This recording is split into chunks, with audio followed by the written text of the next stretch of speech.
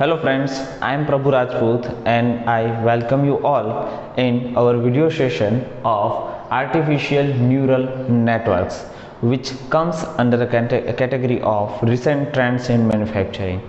Yes, तो सबसे पहले आर्टिफिशियल न्यूरल नेटवर्क का मतलब क्या है, सबसे पहले ये समझते हैं, मीनिंग क्या है। तो देखिए, न्यूरल जो नाम है, ठीक है, ये एक बायोलॉजिकल वर्ड है, ठीक है, बायोलॉजिकल मतलब मेडिकल का वर्ड है, ये हमारे इंजीनियरिंग का वर्ड नहीं है। तो ये नाम यहाँ कहाँ से आया? आर्टिफिशियल का मतलब है ह्यूमन का बनाया हुआ, ठीक है, नेचुरल नहीं, आर्टिफिशियल, मैन मेड, ठीक है। और न्यूरल नेटवर्क, न्यूरल के बारे में पहले समझते हैं। तो देखिए, ह्यूमन जो होता है उसके ब्रेन उसका सभी बॉडी पार्ट्स, सभी मूवमेंट्स, सभी कुछ वर्क कहाँ से होता है? ब्रेन से होता है।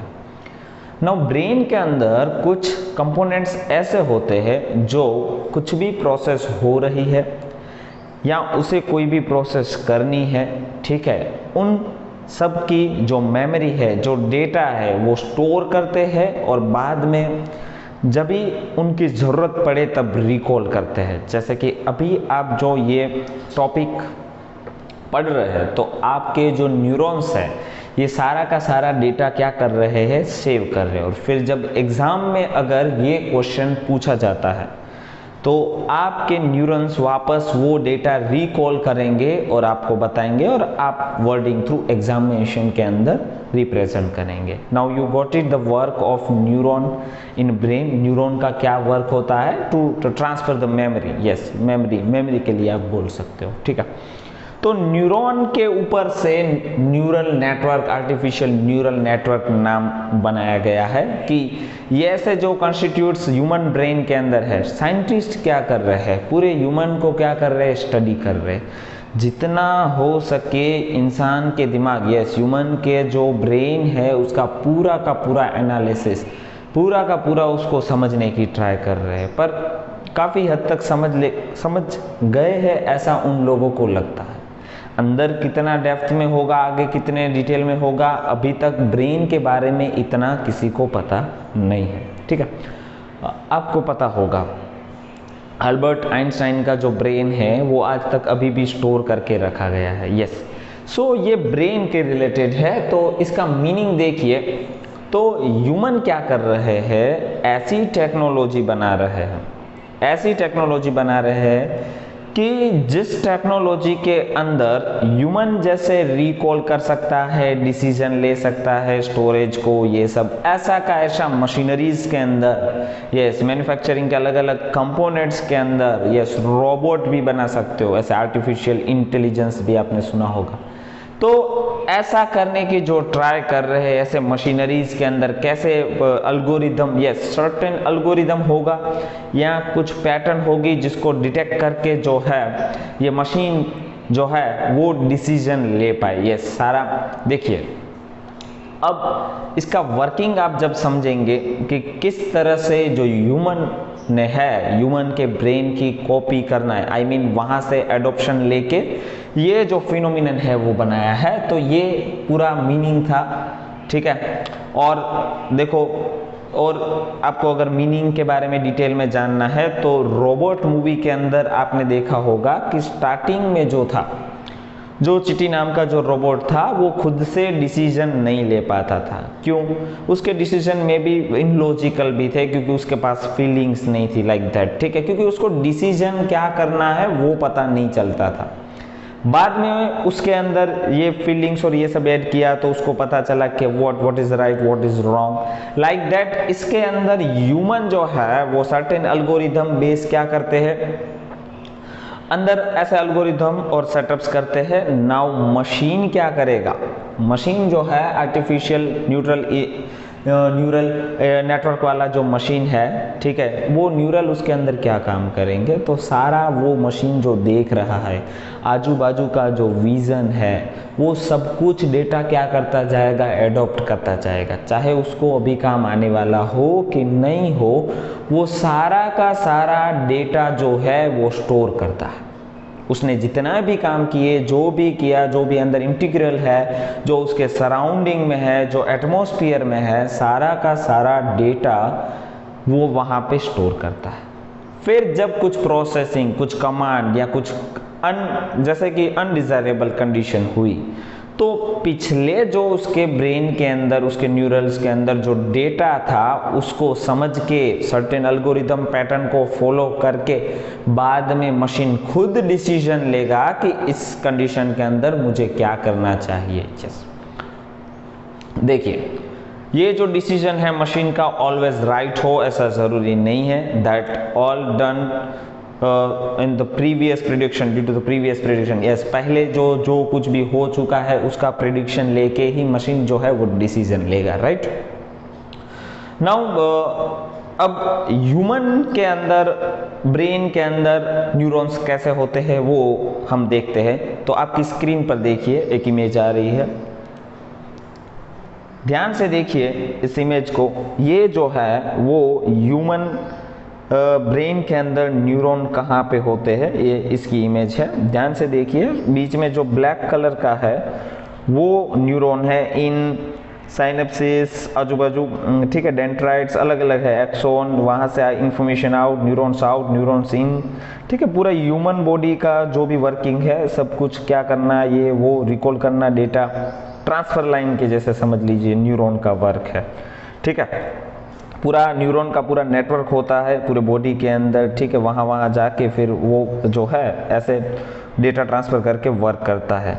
लाइकवाइज हमें भी कंप्यूटर के अंदर ऐसा न्यूरॉन का नेटवर्क बनाना है, ठीक है। तो नाउ कॉन्सेंट्रेट ओवर हियर। अब आप लोगों को पता चल गया कि कैसे ह्यूमन बॉडी के अंदर न्यूरॉन जो है वो वर्क करते हैं, ठीक है। नाउ आर्टिफिशियल न्यूरल नेटवर्क कैसे वर्क करता है, न्यूरल नेटवर्क, तो यहाँ पे ध्यान दीजिए। तो मैं आपको पूरा डिटेल में वर्किंग बताता हूँ। देखिए, working principle of artificial neural network, ध्यान से समझिएगा। देखिए, इसका नेटवर्क अगर समझ लेंगे तो आपको पता चल जाएगा कि नेटवर्क में क्या होता है कि उसको जो इनपुट दिया जाता है, देखिए ये इनपुट आप पहले से अंदर प्रोग्रामिंग भी कर सकते हैं और वो आजू बाजू, यस, उसके सराउंडिंग में जो भी एटमॉस्फेयर के अंदर जो वर्क हो रहा है, जो वर्किंग कंडीशन है, जो डिफरेंट पैरामीटर से उसको स्कैन करके भी खुद भी क्या कर सकता है कि वो सारा डेटा जो है वो हिडन के अंदर जाने दे सकता है। हिडन मीन्स वहाँ पे ऐसी मेमोरी होगी जहाँ पे सारा डेटा स्टोर किया जाता है, ठीक है। मतलब इनपुट जो आपने दिया वो हिडन नेटवर्क को जाएगा, ठीक है। हिडन के जो सेल्स होंगे उनको जाएगा।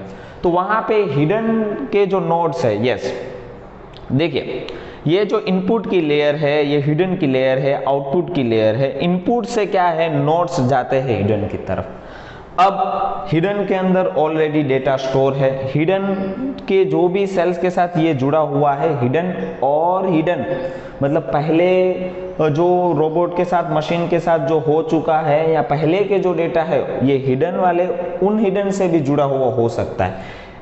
इन शॉर्ट के हिडन वाला जो डेटा है वो बहुत ही डिटेल में आपके पास अवेलेबल होगा। Use memory of robot, memory of robot समझ लीजिए, ठीक है। तो मेमोरी ऑफ मशीन समझ लीजिए। तो इनपुट जो आया, अब हिडन के अंदर जो एल्गोरिदम होगा, जो उसका पास्ट में हो गया होगा, उसके अकॉर्डिंगली, यस, हिडन के अकॉर्डिंगली बाद में क्या मिलेगा, हमें आउटपुट मिलेगा। इनपुट को स्कैन करेंगे, इनपुट को अंदर फीड करेंगे, ठीक है। फिर हिडन के अंदर पूरा मेमोरी, मतलब हिडन मतलब आप ऐसा समझ लीजिए ह्यूमन ब्रेन, यहाँ से न्यूरॉन्स और यहाँ ये जो न्यूरल नेटवर्क है उसने वर्किंग करके फिर वो आउटपुट देगा। आउटपुट जो है वो इसके रिस्पेक्ट में होगा। तो हर बार आउटपुट करेक्ट यानी कि परफेक्ट है ऐसा ज़रूरी नहीं है, क्योंकि ये मशीन है और रियल में कंडीशंस काफ़ी डिफर होती है, हर बार सेम हो ऐसा ज़रूरी नहीं है, ठीक है। तो दिस वे ये जो है आर्टिफिशियल न्यूरल नेटवर्क काम करता है बेसिकली। तो ऐसा काम करता है तो ऐसी ज़रूरत हमें कहाँ पे आती है, ठीक है। तो बेसिकली ये जो क्लासिफिकेशन और रिग्रेशन एनालिसिस हो, इन सब के अंदर काम आता है। क्लासिफिकेशन मतलब डिवाइड करना हो, किसी भी चीज़ को अलग करना हो, मतलब लॉजिकल लेके। रिग्रेशन यानी क्या, रिग्रेशन यानी डिपेंडेंट थिंग्स वाले जो भी वर्किंग एनवायरनमेंट है, डिपेंडेंट यानी ये हो तो ये करना है, अगर ऐसा हो तो ऐसा डिसीजन लेना है, ये हो तो ऐसा वर्क करना है, लाइक दैट। तो उसके अंदर क्या है कि रिकॉर्ड भी करना पड़ेगा, डेटा भी आएगा और उसके रिस्पेक्ट में आपको आउटपुट भी देना पड़ेगा। यस, जो डिपेंडेंट थिंग्स वाले जो भी वर्क है उसे रिग्रेशन एनालिसिस बोलते हैं। तो उन सब के अंदर ऐसे जो है आर्टिफिशियल न्यूरल नेटवर्क वाले जो आर्टिफिशियल न्यूरल नेटवर्क यूज होता है राइट प्रोग्रामिंग और इन सब के अंदर, तो क्या होगा कि ह्यूमन के जैसे भी वो भी लॉजिक लगा के फिर क्या कर सकते हैं, आउटपुट प्रिडिक्ट कर सकते हैं, आउटपुट दे सकते हैं। यस, फिर न्यूरल नेटवर्क के अंदर वेट आता है। ये वेट क्या होता है मैं आपको समझा दूं कि वेट, देखिए हम इंसानों के लिए कौन सी चीज़ ज़्यादा इम्पोर्टेंट है, कौन सी चीज़ ज़्यादा इम्पोर्टेंट नहीं है, वो हम खुद सोच लेते हैं, हमारे पास मेमोरी है ये। अब वो कंप्यूटर को यस प्रोग्रामिंग को कौन सी चीज़ ज़्यादा इम्पोर्टेंट है क्या है, वो उसके वेट के ऊपर से पता चलेगी। वेट एक प्रकारનો તમે સમજી લો કે માપાંક છે, यस गुणांक છે, यस सर्टेन वैल्यू है, ठीक है। तो देखिए, तो पहले जो है ठीक है कनेक्शन अगर जब होता है इनपुट से तब हमको पता नहीं होता है कि इसका वेट कितना होता है, बाद में हमें पता चलता है जब ये रिकॉर्ड करते हैं। तो देखिए अगर 1 नंबर से अगर 3 नंबर में जा रहा है तो देखिए वेट 1 3 कि उसको 3 नंबर का हिडन डेटा चाहिए कि 4 नंबर का हिडन डेटा चाहिए कि 5 नंबर का हिडन डेटा चाहिए, ठीक है। W13 W14 W15 उसके अकॉर्डिंगली रिस्पेक्टिवली होगा। 2 का भी है, फिर अलग अलग नोट्स यहाँ पे जुड़े हुए हैं। ये 1 3 क्योंकि 1 से 3, 1 4 क्योंकि 1 से 4, ठीक है, 1 5, ठीक है, ऐसे ही 2 4 2 3 2 5 है, फिर 5 6 आउटपुट में कौन सा इसमें से प्रिडिक्शन करके हिडन में एनालिसिस करके फिर आउटपुट में कौन सा जो है वो डेटा देता है, वो अकॉर्डिंगली उसके वेट इंपॉर्टेंस के रिस्पेक्ट में होगा। क्योंकि सर्टेन थिंग्स देखिए काफ़ी बार क्या होता है कि मे बी हमें चूज करना हो कोई भी बिटवीन, तो हमें ये पता चलना चाहिए कि ये दोनों में से हमारे लिए क्या ज़्यादा इम्पोर्टेंट है, तो वो तो हमें पता चल जाएगा। तो मशीन को कैसे पता चलेगा, उसके वेट के ऊपर से पता चलेगा, रिस्पेक्ट में पता चलेगा। तो इतना इन डिटेल मैनर जो है हम अभी तक आर्टिफिशियल न्यूरल नेटवर्क के अंदर आगे बढ़ चुके हैं, ठीक है।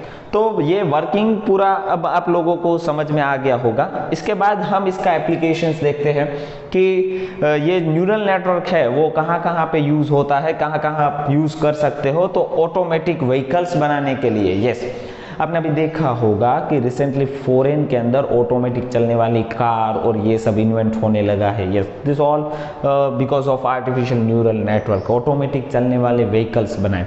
फिर डिफेंस के अंदर, यस देखिए डिफेंस के अंदर हर साल आपको पता है हमारे जो है काफ़ी जवान जो है वो शहीद हो जाते हैं, क्योंकि ऐसे रिस्की एनवायरनमेंट में उन सब जगह पे हमारी सिक्योरिटी के लिए, देश के भविष्य के लिए वो क्या करते हैं, अपना जीवन दान पे लगा देते हैं, ठीक है, दाव पे लगा देते हैं। तो वहाँ पे हम क्या कर सकते हैं कि ऐसे रोबोट जो ऐसा इंसान जैसा लॉजिकल सोच सके, ठीक है, ऐसे रोबोट्स वहाँ पे जाए तो हमारे जो है वो लिव्स की हार्म नहीं हो, मतलब जान हानि इतनी नहीं हो। वहाँ पे डिफेंस के अंदर भी यूज़ कर सकते हैं। फिर फाइनेंशियल सेक्टर के अंदर स्पेशली जो क्रेडिट कार्ड की डीलिंग और वो लॉजिकल और ज़्यादा है, ठीक है, क्रेडिट कार्ड के रिस्पेक्ट में कुछ भी है वो सब के अंदर भी ये न्यूरल नेटवर्क यूज़ होता है। फिर ऑटोमेटिक मशीन्स बनाने हो मैन्युफैक्चरिंग के लिए, यस ऑटोमेटिक मशीन्स बनाने हो मैन्युफैक्चरिंग के लिए, मैन्युफैक्चरिंग के सारे डिसीजन वो खुद ले ले, टेम्परेचर हाई हो गया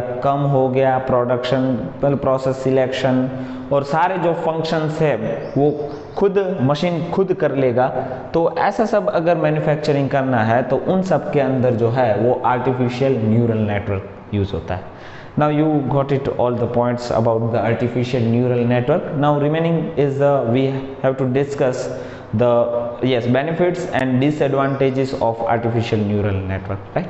Now we are discussing benefits and disadvantages of artificial neural network. So इसके benefits क्या क्या हो सकते हैं कि आर्टिफिशियल ये खुद सोच सकता है, ठीक है, खुद ही डिसीजन ले सकता है। तो इसके अंदर क्या क्या आपको और बेनिफिट्स मिलेंगे। तो न्यूरल नेटवर्क जो है, न्यूरल नेटवर्क वो वर्सेटाइल है। वर्सेटाइल कहने का मतलब क्या है कि अलग अलग डिफरेंट काइंड ऑफ डेटा, बहुत सारा डेटा, बहुत ही अलग अलग मतलब टाइप का डेटा, वो सब कुछ हैंडल कर सकता है, ठीक है। वो सबके अंदर काम आ सकता है, सबके डिसीजन ले सकता है। इट मीन्स कि इसकी जो फील्ड ऑफ एप्लीकेशन है वो बहुत ही वाइड है।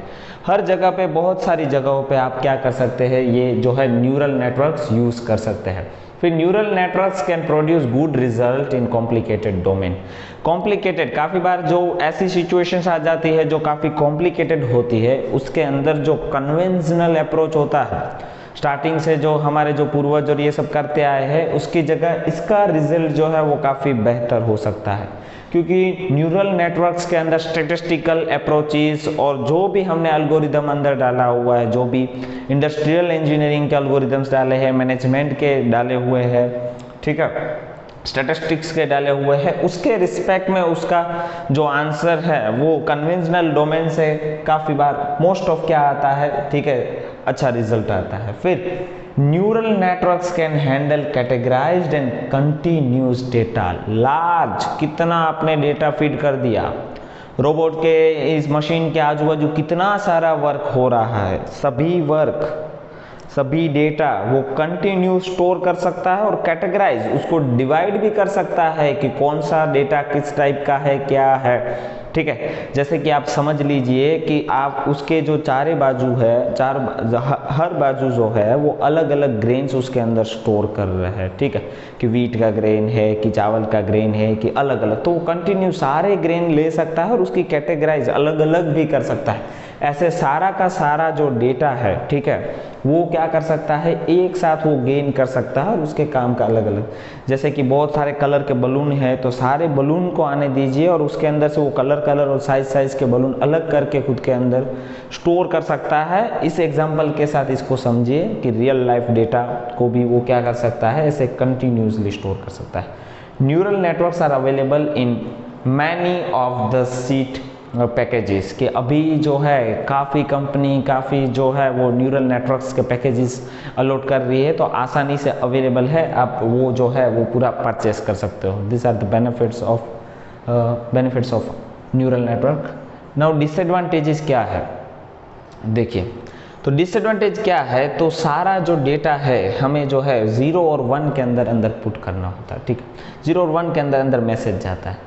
तो इससे क्या होता है कि पहले क्या करेगा, वो स्टोर करेगा, रिकॉल करेगा, फिर उसको 0-1 में कन्वर्ट करेगा, फिर प्रोसेस करेगा, फिर 0-1 में कन्वर्ट करेगा, उसका आउटपुट में कन्वर्ट करेगा, तो टाइम जो है, टाइम ज़्यादा चला जाएगा। ये सबसे बड़ा डिसएडवांटेज है।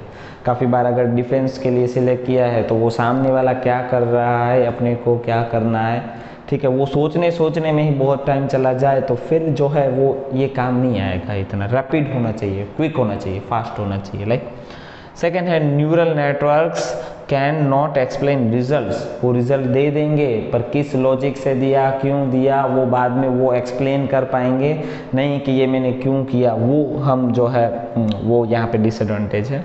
फिर neural networks may not give the best solution, yes, क्योंकि वो तो क्या है कि पास्ट के जो प्रिडिक्शन डेटा है उन सब के ऊपर से ही रिजल्ट देता है, तो हर बार उसका जो सॉल्यूशन आए वो बेस्ट आए ऐसा नहीं है, ठीक है। तो this are the benefits and disadvantages of artificial neural network, ठीक है। फिर से डिस्कस कर लेते हैं कि न्यूरल नेटवर्क वर्सेटाइल है, वाइड रेंज ऑफ अंदर इनपुट कर सकते हो, प्रोसेस कर सकते हो, कॉम्प्लिकेटेड डेटा को भी अच्छे डोमेन में वो है आउटपुट देता है, ठीक है। अलग अलग डेटा कंटिन्यूसली, कैटेगराइज डेटा, अलग अलग टाइप का डेटा वो जो है वो स्टोर कर सकता है।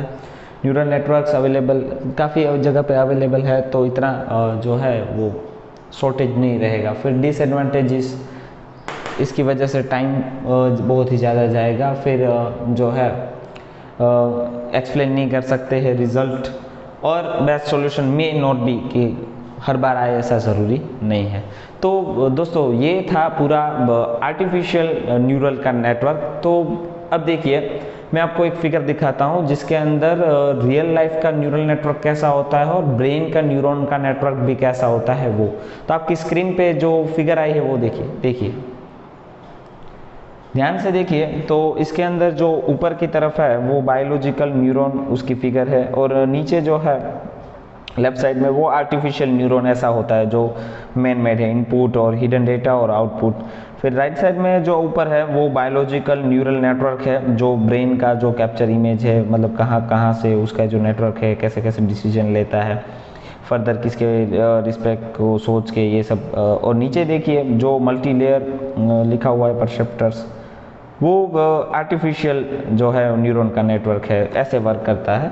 ठीक है, now concentrate here. So this is all about the artificial neural networks. तो आई होप कि आप लोगों को सब अच्छे से समझ में आ गया हो। Thank you.